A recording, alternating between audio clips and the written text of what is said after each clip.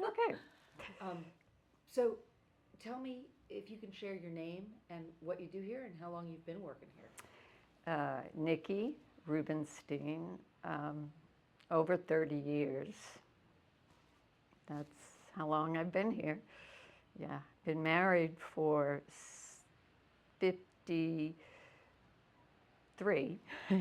So I had some leisure time in the beginning, but then I got busy.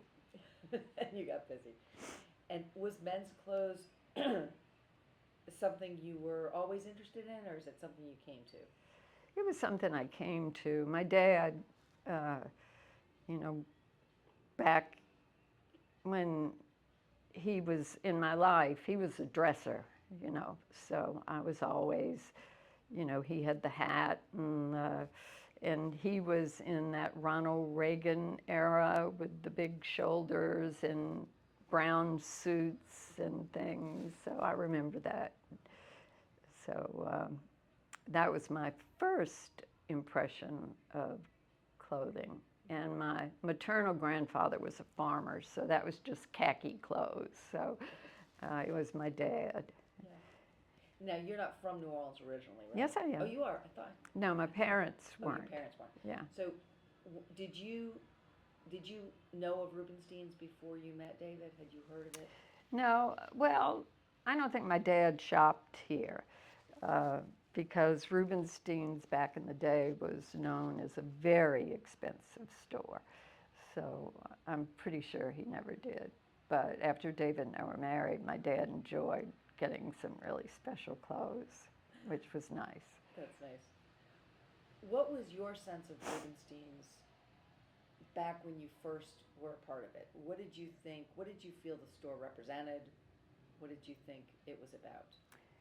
Well, it was a store that had something for everybody. Uh, we had friends with people around the country that owned stores, and I always thought they had a much easier job than we did because our store was not a destination store necessarily. People just were walking down the street, tourists, and they'd come in. So we had to have um, clothes in the store that would be attractive to just about every economic group. And that meant we had a lot of brands where our friends Larimores in uh, Philadelphia, they they just have, you know, a certain look for their store. And I always thought it would be so easy if we could just do that. But we didn't, and so that made it a little more complicated. Mm-hmm. Do you think that? Um, do you think it's important that Rubinstein's has been around 100 years? I do. I do. I think, although it's not the same store that it was 30 years ago, so, um, Well, tell me more about that. well, 30 years ago, Saks opened, and they they took a lot of our business. And so we had to kind of regroup and figure out who we were Mm-hmm. and how we could compete with a big boy like Saks. And so we went after lines that only our store could have. And that was really hard because we weren't as big a boy as Saks was. And so that made us change a little bit. And David was always so good at finding those unique things. Like, Zinnia, we were the first people to have it. And that was going to Europe enabled us to find brands that Saks didn't have. And then Saks just changed their matrix, and it was easier to compete with them.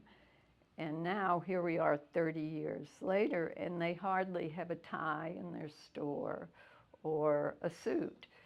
So we've gained back all that business that we lost when they opened. So we've changed for the better. Uh, What would you tell customers who said, that they were intrigued by Saks?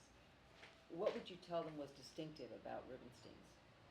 our customer service, our sales force. Our sales force is much more knowledgeable, and because we let them know what the merchandise will be coming in, it's not like Saks, just a box shows up and they have to learn how to sell it. We have, I think, a closer relationship with everybody in our store. It's a team. Yeah. And tell me a little bit about,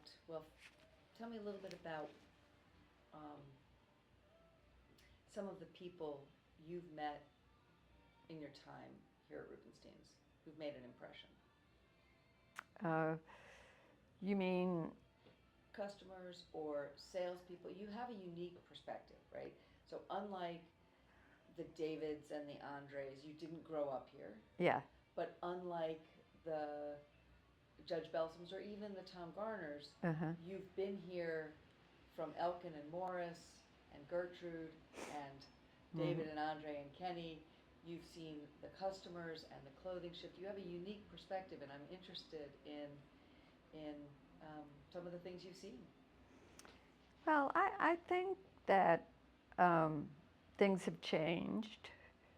The relationship that we had with the people who sold merchandise to us has changed.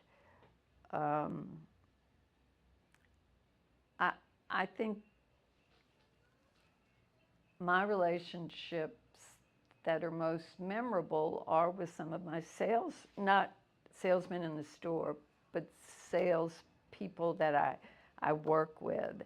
And I know what I am buying from them is their income.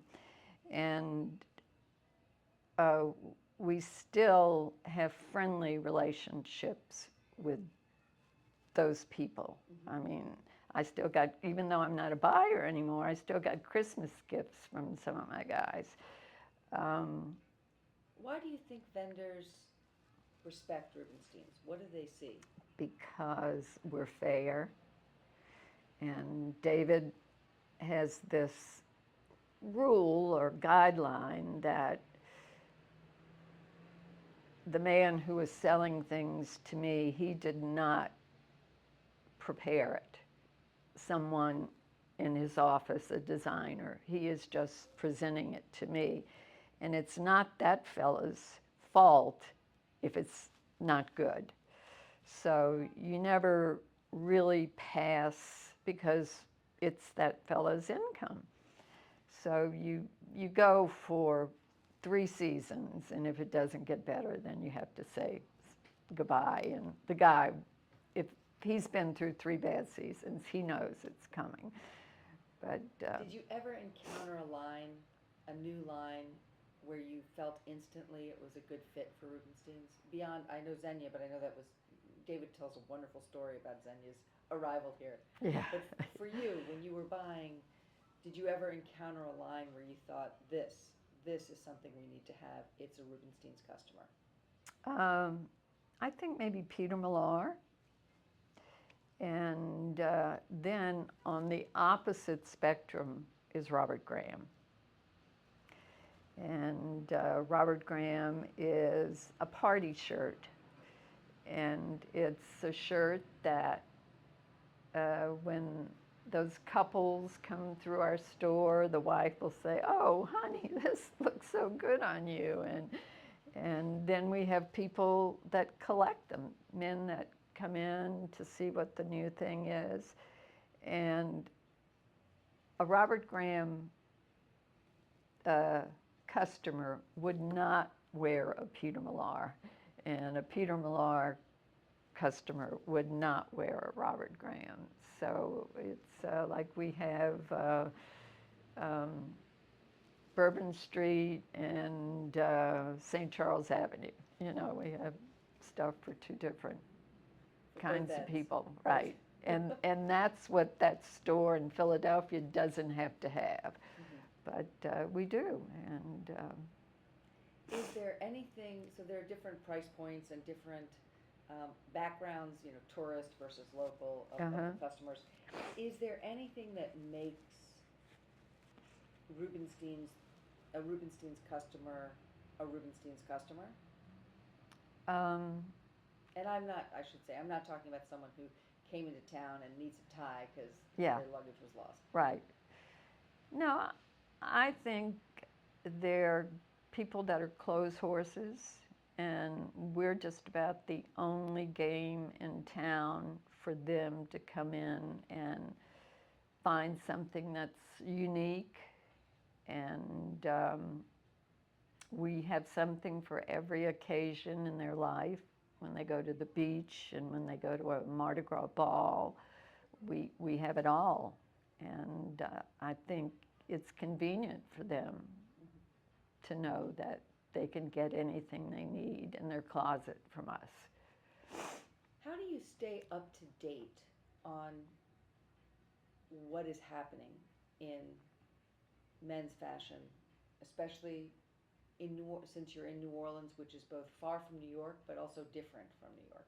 How do you learn what works? Well, it used to be reading trade magazines, looking at them, and we don't go to Italy anymore, and there's always coverage of what's going on there. But we go to these trade shows that you walk up and down aisles, and you kind of see, oh, look, there's so many new jean people. I guess we should look at jeans a little closer. Or, oh, there's so much golf clothes. We should look at golf clothes a little more. So, and I think the internet has made it a little easier. You know, if you want to see what's new in golf clothes, just Google it. But it used to be trade papers and trade shows that made it work for us. And how do you connect with and work with salespeople? What role do they play in both selling the merchandise you've got? How do you communicate what that merchandise is about? And then what role do they play in giving you feedback on what they're hearing? Well, I get a lot of feedback. I mean, when I was more into buying, and you can walk through the store, and you know, if you bought 6 of them and there's still 6 left at the end of the season, you have to pick that up and examine it and figure out, was it the color, was it the fit, was it too heavy? So there's a lot of that kind of analysis that goes on. And then I'll ask, you know, why didn't this sell, or that sold out, do we need to get more of it? And I don't think the guys were ever reticent in telling me what they thought. You know, they would let me know. And we used to have, your dad used to conduct a buyer's critique meeting where we would sit in the conference room, and it was like going to the principal's office. I mean, I had to listen to what Reggie said and, you know, what Ozzie said, and it was not always favorable, but I got a lot of feedback that way. Yeah. Always interesting. Yeah, right, right. Not always enjoyable. And what are you doing now? You said when you were buying, so you're not buying any longer? Yeah, in January, I pulled back my responsibility for buying. But that was in January. In November, we went on to a new computer controlling system. and it's been a huge learning curve.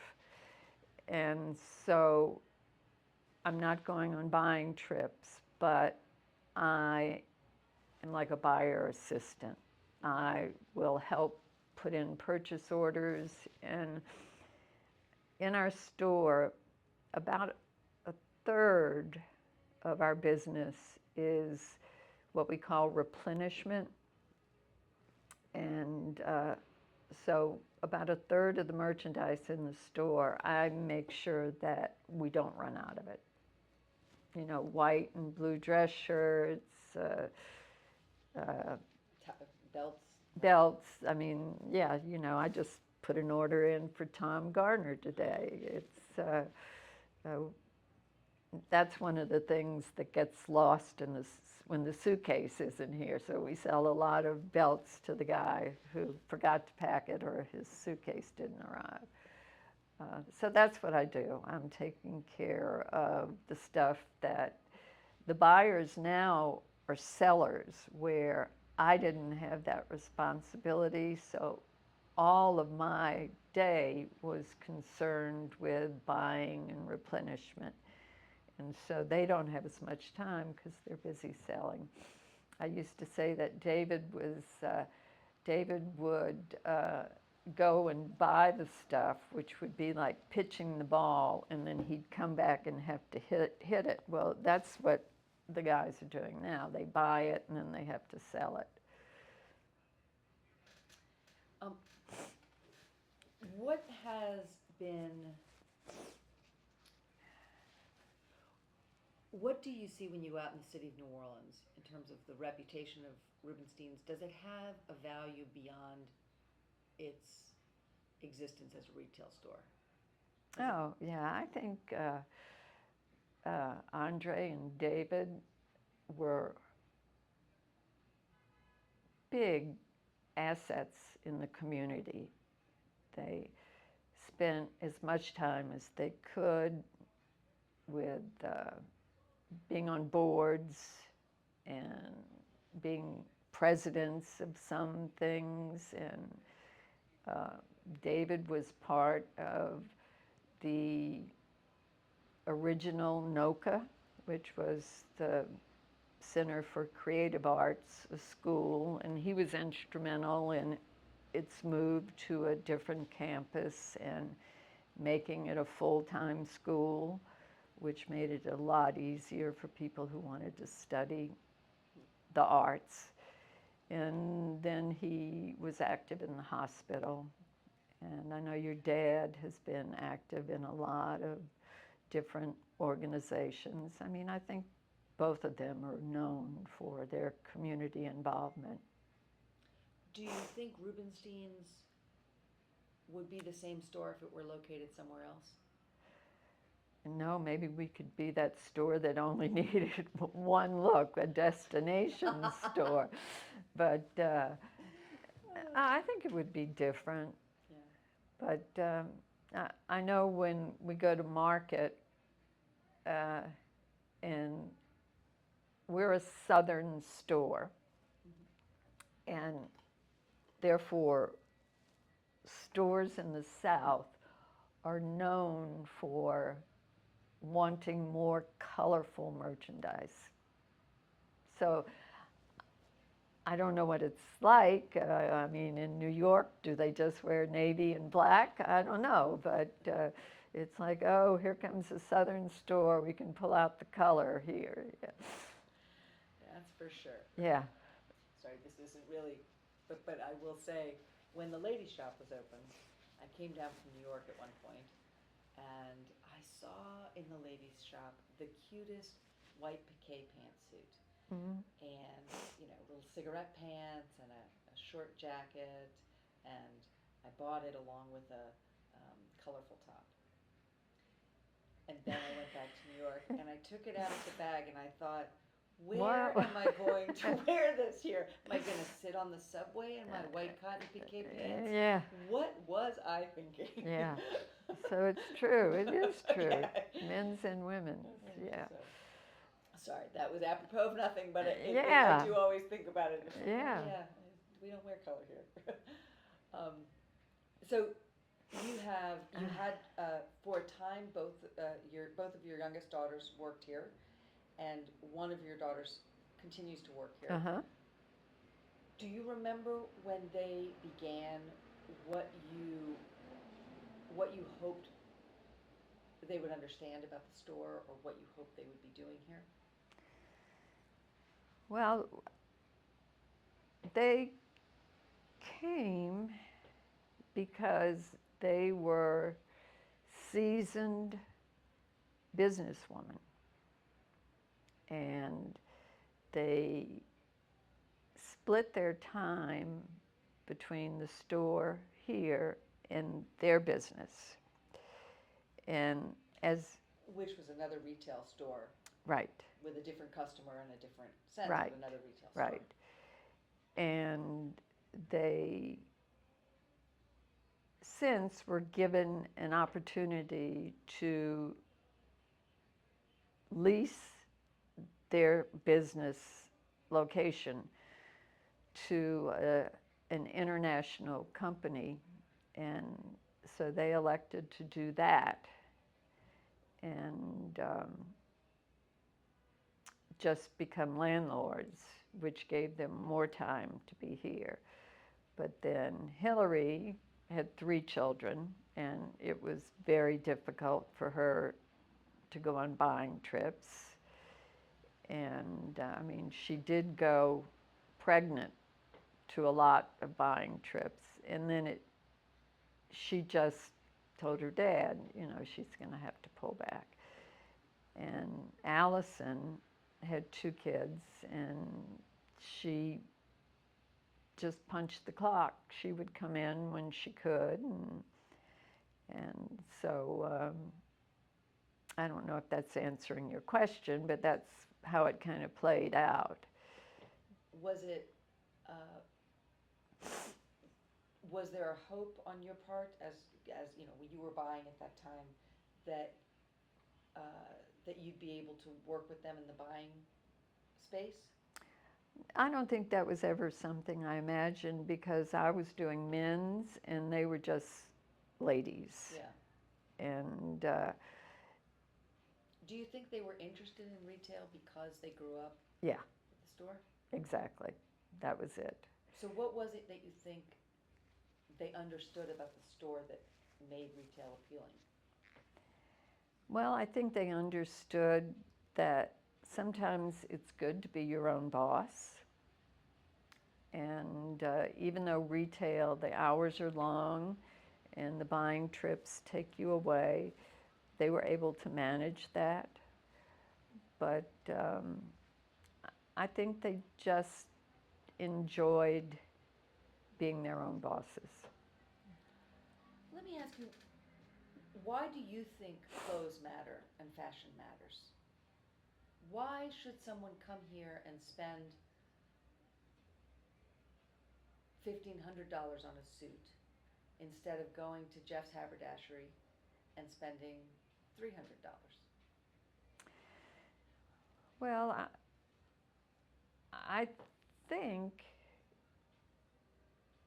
some men understand the power of looking good in clothing, not having your pants too long or your coat too baggy, that they understand that it makes a good first impression when everything matches and it's not ill-fitting. Yeah. And why is a good impression important? Well, if you're in business or in a courtroom, you don't want people to remember. I think having ill-fitting clothes or clothes that don't look good together can leave a negative impression, and you don't want to have your first impression negative. That's, yeah.